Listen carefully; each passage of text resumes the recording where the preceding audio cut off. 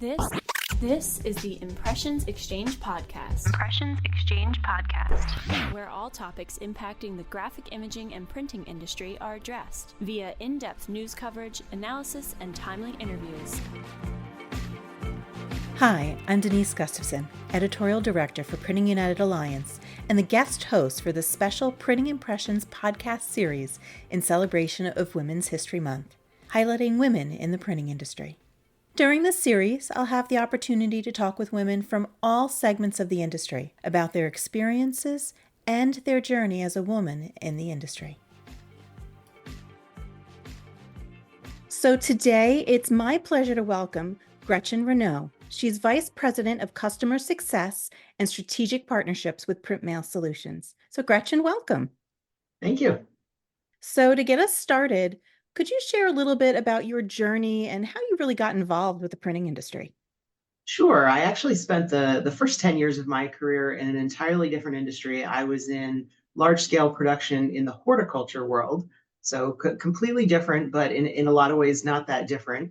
And I was actually going to school at night to further my education, and I was getting Microsoft certifications. So I was getting like my MCSA, MCSE, and I wanted to get into that line of work and do sort of help desk and technology. And so I was seeking out opportunities to be able to utilize those certifications. And I discovered PrintMail Solutions, which was a smaller company at the time, and they were looking for someone to come in and kind of be a go-between between their IT and technology department and their operations group. And as a side note, they said, oh, and also we want you to manage our print department. So I kind of fell into it by accident, and the rest went from there. It's always interesting to see how people get into the industry. Like you said, you came from horticulture, which seems so weird. What were the similarities between horticulture and now printing? And I've equated it over the years in a couple different ways. But at the end of the day, I was working in the production and manufacturing side, kind of in large scale horticulture. And I would have equated it to, I managed the operations for PrintMail Solutions for about 15, 16 years. And it's not really that different when you're producing 100,000 pieces of mail or 100,000 petunias in an assembly line in a production environment. You're still utilizing some of the same key metrics and the same skills to work with the people that are doing that work. So at the end of the day, it was all kind of related through manufacturing, if that makes sense. No, it does definitely make sense. So now with you as being Vice President of Customer Success and Strategic Partnerships, what does that mean for you? What is actually your role within PrintMail Solutions? So as I mentioned, I did run our operations for about 16 years, which gave me a really valuable base with which to kind of come at where I'm doing today and the role I'm in today. I understand our organization very well. I understand the elements that go into what we do at the end of the day. PrintMail Solutions is mostly providing statement printing and mailing as well as electronic e-statements for financial institutions. So most of our customers are community banks. So in heading up customer success and strategic partnerships, it's kind of a dual role where I'm managing all the traditional elements of customer success and ensuring, our accounts are handled properly and that we have, high customer retention and things like that. And then on the partnership side, it's been a very interesting way for me to take the information and what I know on the operational side and then what I am handling on the customer side and kind of merge them into how do we work with other third parties, be it software providers that we're already integrating with for our customers that we can also create new opportunities for and with, or companies who are providing ancillary services that our customers need that we could recommend to them. So, for example, I have a large list of strategic partners that we work with that we make introductions to our customers to kind of help them with some of their other needs that don't compete with what we offer. And then we can provide leads, for example, and references and introductions to some of these partners to our customers as well. Very, very interesting. Now, for you, obviously, you have the background in manufacturing. So both with petunias and horticulture and also on the side of printing. So both of these industries to me seem manufacturing is very heavy with male or men. And that's very, very similar to what we see in printing. How is it being a woman in this kind of manufacturing mindset in a way? It definitely can have its challenges at times, and it has for me over my career. But at the heart of it, I will say one thing I decided for myself many, many years ago is that I wasn't going to personally let that be a factor in my vision of success for myself or in, frankly, how I interacted with others. In essence, I took the mindset of I don't want the fact that I am female to be an influence in whether anyone would choose to want to work for me or want to buy our products. I want to be a person of integrity and a person of my word and taking personal responsibility for the elements of myself and my career, kind of despite the fact that maybe coming into it that obviously there's a little bit of a disadvantage and knowing that I'm in the minority. So taking that approach, I think, was successful for me generally. And so kind of just I would work with people along those same lines and, really make sure that I'm not treating anyone differently for any reason, including gender. Mhm. So how do you empower yourself and other women in the industry? I think what that comes down to for me, and everyone views this differently, but is what I said a second ago, is for me, personal responsibility is such a key element that I think is missing in a lot of people's mindset about their life and their careers. But also one of the most important is that at the end of the day, things are going to happen to us, things are going to happen around us within our careers, within our industries, but it's always how are we going to respond to that? So this happened, now what? And I didn't always view life or my career that way, but there was a point where I got to a realization that that was going to be what was going to help me be the most successful. So, okay, maybe this person isn't viewing me appropriately, or maybe this person is speaking to me in a certain way that might be derogatory, or I have certainly said to individuals maybe that I worked for and felt comfortable with, would you ever say that to a man? I've felt free to have those conversations, but it really all has to start with a place of how I view it and that ultimately I'm responsible at the end of the day because I can't change anyone else. I can't change mindsets. I can't change stereotypes, but obviously I can change myself. I can change how I react to those things. And ultimately, hopefully that does change the mindsets and how other people around you view you. And that if you can present yourself from a place of confidence, which is obviously another key element, that at the end of the day, you can almost help others to forget about those differences or those biases if they're there as well. And that's sometimes hard for a lot of people. Like you said, one of the best things to do is not worrying about what people think, but how you react to the situation. That's huge. And that's something that I think a lot of people have problems with because they might take it a little bit more personally. It's a direct attack. It might not be, but you kind of, in a way, give people the benefit of the doubt. Like you said, you have the confidence also in your abilities and in what you're doing. Are there any other qualities that you would say would be important for women to cultivate in the printing industry or even in leadership roles in the printing industry? I definitely do think that personal responsibility is number one, probably closely followed by that confidence. The third element, I think, is really the educational piece of it. And that can come from a lot of different areas. There's obviously formal education, but at the end of the day, when you are able to be fully knowledgeable in whatever you're approaching, you're going to have that confidence. And so it's kind of like taking the personal responsibility to educate yourself in the area that you're working in. And a lot of times that means going outside of what's offered to you. And that's kind of where the personal responsibility comes in. I'll look at my career and I can see many, many times where I was given opportunities, and I would phrase it that way, that I was given opportunities to do more. But in most cases, I had to ask for those opportunities before I was given them. And so that's the other piece of it, I think, is getting as much information as you can, learning as much as you can. And a lot of that will come from places you may not traditionally think of, but talking to your vendors. I always encourage people to have really robust relationships with vendors. And a lot of times, let's say you're in the printing industry or you're maybe working in an operational role, whatever that looks like, you're going to have constantly have vendors looking to sell you something.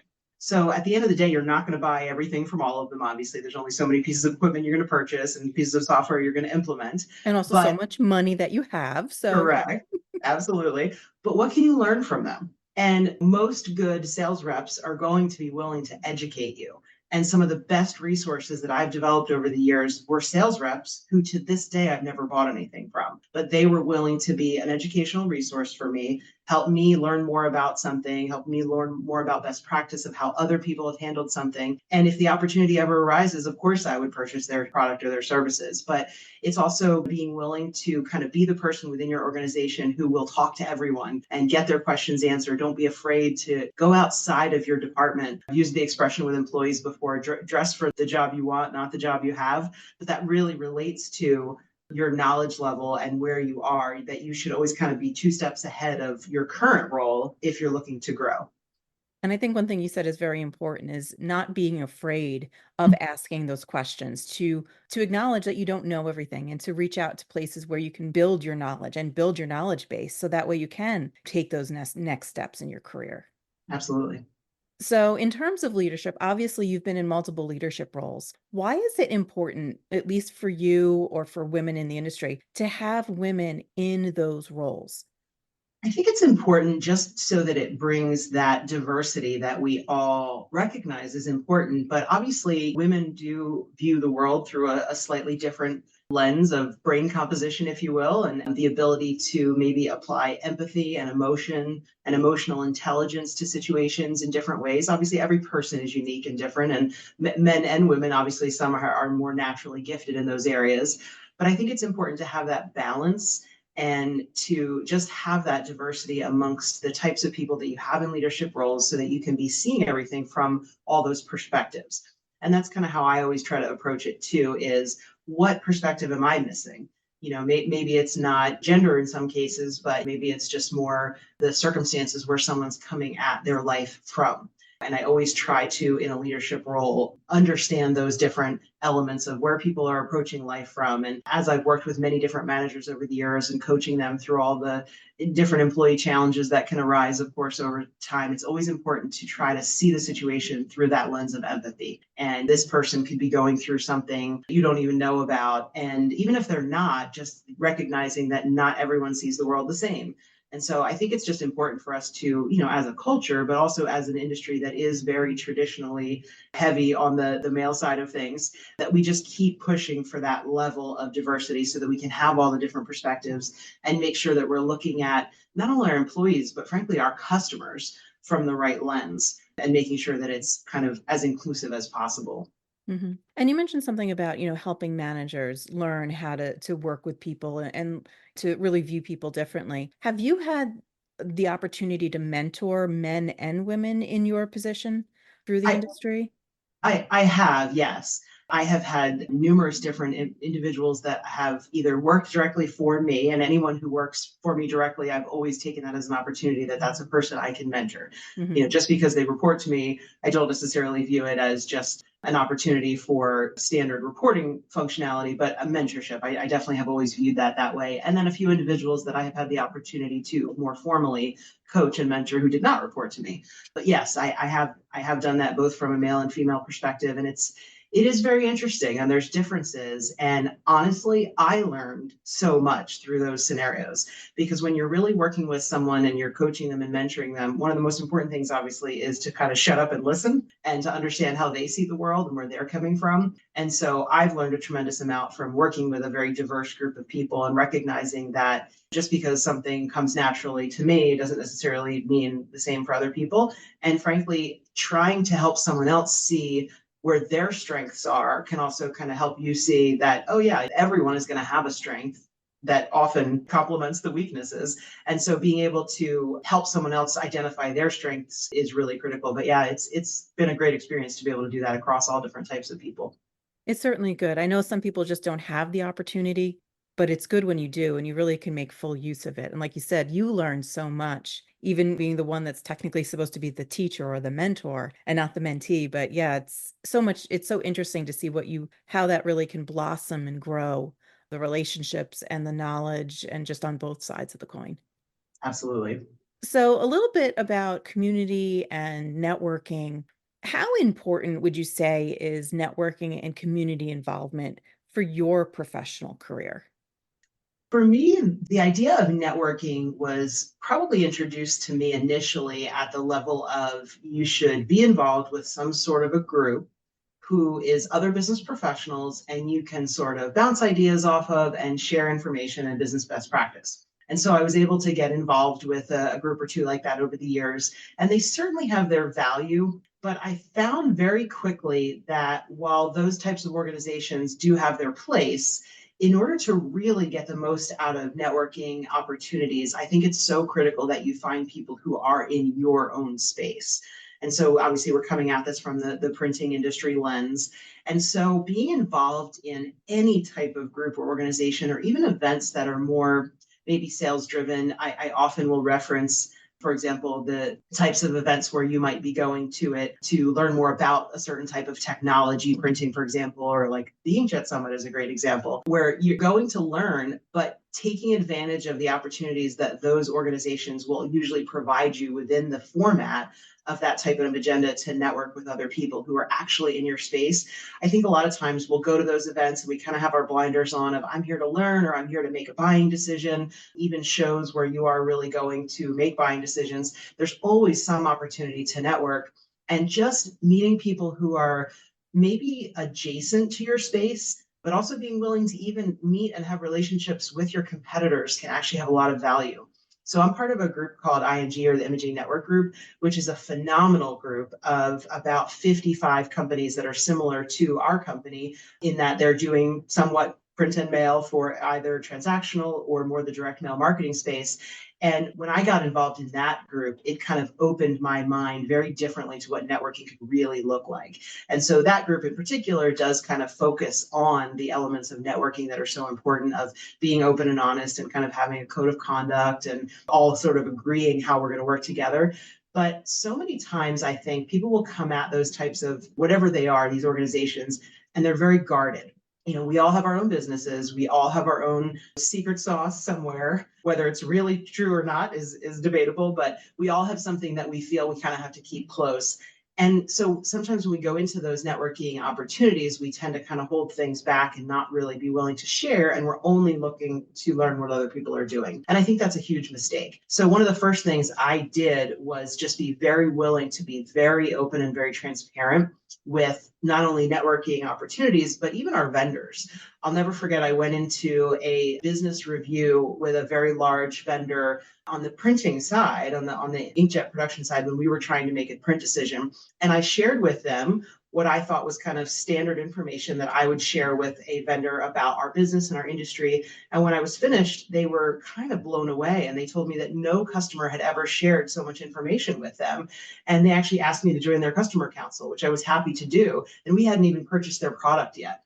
And so it was an interesting learning experience for me to recognize that it's not that common for people to be open and forthcoming with information. So obviously there's still things that are proprietary, but I would encourage people to be really willing and open to share what your challenges are, what your customers' challenges are, and even some of the maybe mistakes you've made, and almost kind of recognize that everybody's dealing with the same types of things. And the more willing you are to be open, the more you're actually going to learn, especially with a vendor too. If you're looking to actually solve a problem on your side with either hardware or software, the more information you can tell them, the more they're actually going to be able to really help you. Otherwise, they're just trying to sell you their product. They're not really trying to solve your pain. But on the networking side in organizations, it's the same. So if you can talk to someone, I'll say, for example, we're transactional print and mail, but I have made some really great relationships with people who are in plants, for example. They're doing the exact same thing we are. They're really just doing it for their own organization only. And so at the end of the day, we have so much information we can share without really having to worry about competing. And at the end of the day, there may be some opportunities where we can partner and actually help each other. And, similarly, I have great relationships with people who are doing printing more on the direct mail side and marketing side, or traditional print side, where we're not competing in the slightest. And maybe we don't have all the same problems, but creative solutions that for them are, something they think about every day, we may not have considered because that's not the world we're in. So the more you're willing to share, I guess the message is the more you're going to learn. Yeah, definitely. And I know that's one thing that I've found across conferences, a lot of conferences, is that people are guarded, like you said. They're worried that they're going to spill something, that secret sauce, they're going to lose customers. But honestly, by working together, it actually makes the industry stronger, because Absolutely. they might come at something from a different perspective than you do, or somebody else. They might look at a very similar situation in a completely different way that you never thought of. And that's just going to put that light bulb on your head. Oh, yeah, of course I can do it that way. Why didn't I think of that before? And it's all obvious when somebody else mentions it. But unless you're willing to have the conversations and to be a little vulnerable in a way with some of these folks, there's no growth then. I mean, that's part of it. We want to grow the industry. We want to grow as people. And networking is definitely one way to do that. I mean, you mentioned the Inkjet Summit. I mean, that's a perfect example of people being open and willing to share. Because I've been there. It's one of our events, and it's so amazing just to get, really, really smart people in a room and let them talk and just the things that can come out of it. For sure. Now, in terms of women and trends in the industry, how do you stay connected to like international developments? Is that something that concerns you in regards to women and women in the printing industry? So I'll say somewhat. It's always a balancing act to try to figure out where you're going to place your time and where you're going to kind of focus. And I will say, when it comes to looking at kind of the international lens of things, because I mentioned our customers are typically community banks, financial institutions in the United States tend to be a little bit slower in their adoption of maybe technology and how they approach things, maybe rather than some other industries. And so in some ways, we look to the European market through what limited visibility we have to it, just to kind of see the trends of where things are headed in the future. And honestly, I think for me personally, with my view of that, I think a little bit it really ties back to that element of networking and who are you connecting with. And for me, I usually try to get that kind of state of the industry, state of that from vendors, because that's really who I am connected with that has the best view of that. And so, they may be vendors who are selling internationally that obviously maybe you only meet with them once a year, but you can kind of chat with them about what are they seeing in the European market, for example, but also just kind of being open to maybe stepping a little bit outside of your norm to be able to do something. I had the opportunity last year, for example, to attend Hunkler Innovation Days in Lucerne, Switzerland, which is an amazing event. And that was something that, we may not have in the past attended, but it was kind of like, what, we should see what's going on in kind of the bigger scope of things. And to go to an event like that, and obviously you can walk around and see the ratio of men to women in the industry. And obviously it's very heavily weighted on the male side, but at the same time, it's another opportunity to meet people and to network with those people that are outside of, kind of your normal sphere, and to actually generate, relationships with, for me, for example, with other women, whether they be, someone who's working, like I said, with a vendor, or, potentially even, you never know, you may meet prospects and customer opportunities in those kind of events. So I think it's just kind of about making sure you have some view of that for yourself and wherever that's appropriate for your business. But again, it's balancing that with kind of the day to day and what do your customers need and where do you need to go to find that. So now, kind of taking a step and looking a little bit into the future, I'm going to ask you to pull out your crystal ball. I know you have one in your office somewhere. What initiatives, in your opinion, do you think we need to help enhance workforce diversity in the printing industry to get more diverse voices to be represented? I think there's a couple of ways we could look at that and a few things that we could be doing as an industry. One, I think, is we need to create more opportunities to allow for education and networking for the up and coming people in the industry. So I'll say, there's a lot of events that are already existing, but the audience for most of those events tends to be at your kind of director, VP, executive kind of level. And those are well and good and they're needed. But as an industry, we don't really have a lot of types of opportunities or events that are more focused on your individuals who are growing in their career and are looking to continue to advance into those levels and be more involved in the industry. And so I think if we had more opportunities like that, I know, for example, I have looked in the past for things that I can send my supervisors and middle managers to. And there's not a whole lot out there, it's you go to the bigger shows maybe, and then you can go to the booths and talk to everyone, but that's not really the same as some of those more focused events.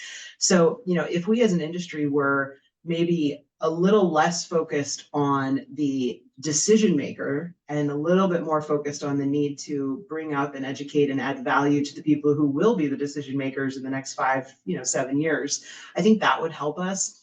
And even if it's just creating environments for those individuals to just gain exposure through other ways, it doesn't always mean they have to go and travel to the 3 or 4 or 5 day event, but even just having opportunities for them to be exposed to some of the things that the rest of us kind of maybe take for granted are part of our routine within the industry.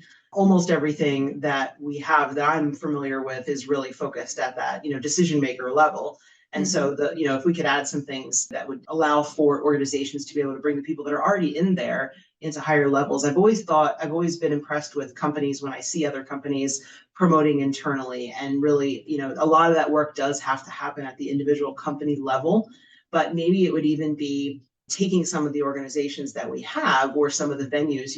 We've talked about Inkjet Summit a couple of times. What if there was a track at the Inkjet Summit focused on those decision makers who are attending that, on how to bring the rest of their teams into that process?